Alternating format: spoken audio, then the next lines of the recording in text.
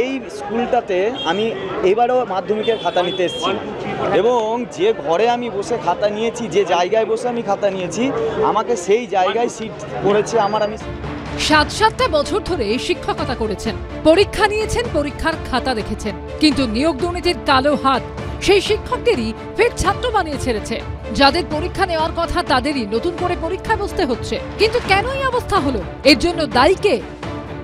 যারা পরীক্ষা দিয়ে বেরোচ্ছেন তাদের মধ্যে সিংহভাগ হচ্ছে যারা নতুন ফ্রেশ ক্যান্ডিডেট, তাদের সঙ্গে আবার পরীক্ষায় বসতে কিছু বলার নেই। সুপ্রিম কোর্ট যেখানে বলছে সেখানে তো রাজ্য সরকার দুর্নীতি করে বেড়াচ্ছে, আমাদেরকে মানে আমরাই শাস্তি পাচ্ছি, কিছু করার নেই। এসএসসির উপর ভরসা রয়েছে এবারে? একদমই নেই, একদমই নেই।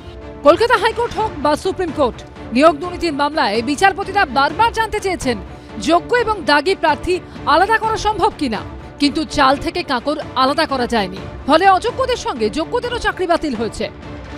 আমি 2016তে পেয়েও ছিলাম, আমার র্যাঙ্ক 1 ছিল আমার সাবজেক্টে, আমার ম্যাথমেটিক্সে র্যাঙ্ক 1। আজকে আমি এখানে বসে আছি, জানি না কালকে আমার সাথে কি হবে, আবার বেঁচেও থাকবো না মরে যাবো।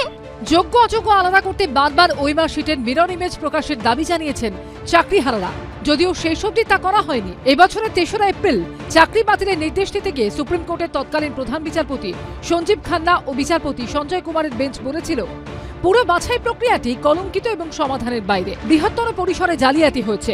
তা ধামাচাপা দেওয়ার চেষ্টা করার ফলে বাছাই প্রক্রিয়াটি অপূরণীয়ভাবে কলুষিত হয়েছে। কষ্ট, লজ্জা, ঘৃণা হচ্ছে আমার আজকে পরীক্ষার হলে ঢুকতে। সততার দাম বাংলার ছেলেমেয়েরা পেল না। এই পরীক্ষা স্বচ্ছতার সঙ্গে দেওয়া সম্ভব, পাওয়া সম্ভব, এই বিশ্বাসটা এই সরকার, এই চোর সরকার, এই চোর কমিশন পুরো নস্যাৎ করে দিয়েছে। সুপ্রিম কোর্ট কলকাতা হাইকোর্টে চাকরি বাতিলের রায় বহাল রাখার পর সর্বোচ্চ আদালতে দায়ের হয়েছে রিভিউ পিটিশন। গত 19শে আগস্ট সেই রিভিউ পিটিশনের আর্জিও খারিজ করে দেয় সুপ্রিম কোর্ট।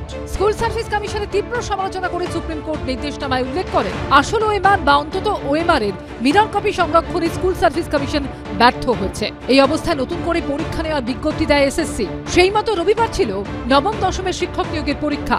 সেখানে গোটা প্রক্রিয়াকে স্বচ্ছ রাখতে নিরাপত্তা থেকে প্রশ্নপত্রের সুরক্ষার উপর জোর দিয়েছে কমিশন।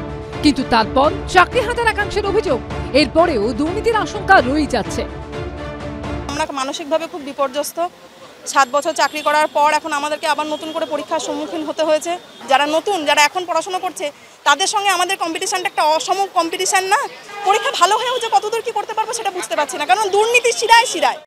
ওদের সকলেরই স্বপ্ন ছিল শিক্ষকতার।